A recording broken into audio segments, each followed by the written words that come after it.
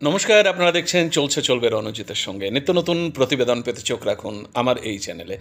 আমাদের এই কাজ যদি আপনাদের ভালো লাগে, যদি সমর্থনযোগ্য মনে হয় এবং যদি মনে হয় যে আমাদের এই চ্যানেলটির আরও শ্রীবৃদ্ধি প্রয়োজন, এগিয়ে নিয়ে যাওয়ার দরকার, তাহলে আপনারা আমাদের এই চ্যানেলটিকে সাবস্ক্রাইব করে পাশে থাকবেন। জয়েন বাটন অপশানে গিয়ে আমাদের মেম্বারশিপ নিতে পারেন খুব অল্প টাকার বিনিময়ে। আমরা উৎসাহিত বোধ করব। আসি মূল প্রতিবেদনে। ডায়মন্ড হারবার আলোচনার কেন্দ্রবিন্দুতে এই মুহূর্তে দেখুন, রাজ্য রাজনীতিতে যখন চতুর্থ দফার ভোট একেবারে সম্পন্ন এবং অন্যদিকে আরও যে দক্ষিণবঙ্গের যে সমস্ত লোকসভা কেন্দ্র, সেখানে কী ফলাফল হবে চলছে বিশ্লেষণ তার চলছে, কিন্তু তার মাঝখানেই এই নীরবে দক্ষিণ চব্বিশ পরগনার ডায়মন্ড হারবার কিন্তু যেভাবে প্রতিদিন বামেদের পক্ষে আসছে, সেটা কিন্তু নজিরবিহীন আমি বলতে পারি। এই মুহূর্তে আমাদের কাছে যেটা খবর আছে, ডায়মন্ড হারবারে প্রায় 6,500 নতুন এই ছাত্র যুব তারা কিন্তু তৃণমূল এবং বিজেপি ছেড়ে বামেদের পতাকাটা হাতে তুলে নিয়েছে। এটা কিন্তু বামেদের কাছে একটা ভীষণ আত্মশ্লাঘার বিষয়, যদিও তারা সংগঠনটাকে আরও মজবুত করার চেষ্টা করছে, কারণ পুরনো অভিজ্ঞতা যেটা বলছে যে ডায়মন্ড হারবার জুড়ে যে অরাজকতা, যে ম্যানিপুলেশন, যে ধমকানি চমকানি চলেছে বিগত নির্বাচনগুলোতে এবং শেষ পঞ্চায়েত নির্বাচনেও যেরকম অরাজকতা এখানে চলেছে,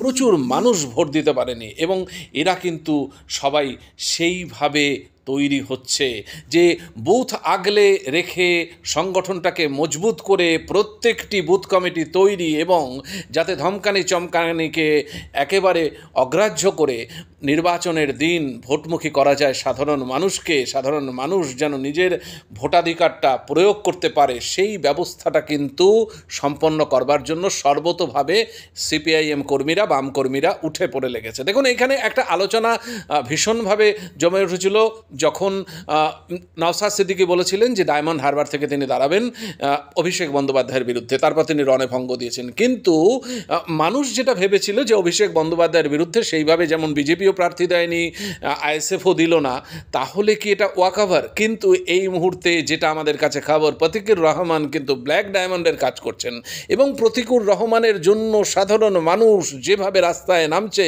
প্রত্যেক দিন, অ্যাপলিটিক্যাল যারা, রাজনীতিটা যারা কোনো রকমভাবে সমর্থন করেন না, এই রকম দুর্নীতি চারিদিকে, যে একটা ম্যানিপুলেশন বলুন, পুরো সরকারটা যেখানে একেবারে দুর্নীতিতে ছেয়ে গেছে, সরকারি দপ্তরগুলো, সেখানে যারা আগ্রহ হারাতে বসেছিলেন, সেই সমস্ত মানুষগুলো কিন্তু প্রতীকুর রহমানের মতো একটা স্বচ্ছ ভাবমূর্তির একেবারে তরুণ, যে সদ্য এসএফআই থেকে অবসর নিয়ে বা সেখান থেকে তিনি তরুণ বা যুব যে সংগঠন তাতে নাম লিখিয়েছে, তার প্রতি কিন্তু একটা বিরাট সমর্থন সাধারণ মানুষ করছেন এবং তারা একটা ভরসা পাচ্ছেন যে এই ধরনের ছেলেরা, যেরকম এই সৃজন বলুন, সায়ন বলুন, প্রতীকুর বলুন বা দীপশিতা বলুন, এরা যেভাবে লড়াইটা দিচ্ছে, সব্যসাচী হাওড়ায় বলুন, যে লড়াইটা দিচ্ছে, এবং এদের সংসদে যাওয়া প্রয়োজন সাধারণ মানুষের হকের দাবিকে সুরক্ষিত সুপ্রতিষ্ঠিত করবার জন্য এই ধরনের ব্যক্তিত্বদের সংসদে যাওয়া প্রয়োজন, এটা অনুভব করছে মানুষ।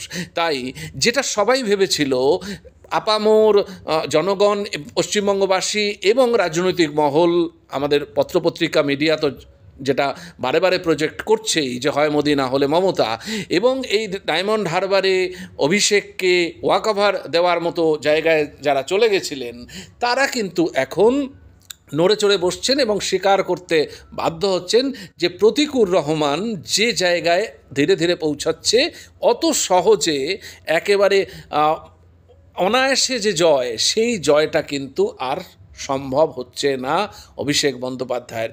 বিস্তীর্ণ ক্ষোভ রয়েছে, বিস্তীর্ণ অঞ্চলের একটা বড় ক্ষোভ রয়েছে। এই ক্ষোভকে প্রশমিত করে কিভাবে তা অভিষেক বন্দ্যোপাধ্যায় তার ভোটের দিন ভোট বাক্সে তার ভোটটাকে সুনিশ্চিত করবে, এক্ষেত্রে কিন্তু বড় অনিশ্চয়তা তার সামনে দেখা দিয়েছে। তাই কিন্তু আমরা যতটুকু খবর পাচ্ছি তৃণমূলের অন্দরমহল থেকেও এটা নিয়ে কিন্তু কাটাছেঁড়া চলছে যে প্রতীকুর রহমান কত ভোট সেখানে পেতে পারেন এবং তার ঘাড়ে, মানে অভিষেক বন্দ্যোপাধ্যায়ের জেতার জায়গায় বড় কাটা এই কিন্তু আমাদের যে বলছে বামেদের প্রার্থী প্রতীকুর রহমান। সুতরাং অনেক কিছু দেখার আছে, ভোট সামনেই এবং মনে হচ্ছে যে এই কেন্দ্রটি কিন্তু আলোচনাতে বড় রকমের জায়গা করে নিয়েছে। আমাদের সমস্ত দিকে নজর থাকবে, আপনাদের নজর থাকুক, চলছে চলবে রণজিতের উপর। ধন্যবাদ, দেখতে থাকুন, সঙ্গে থাকুন।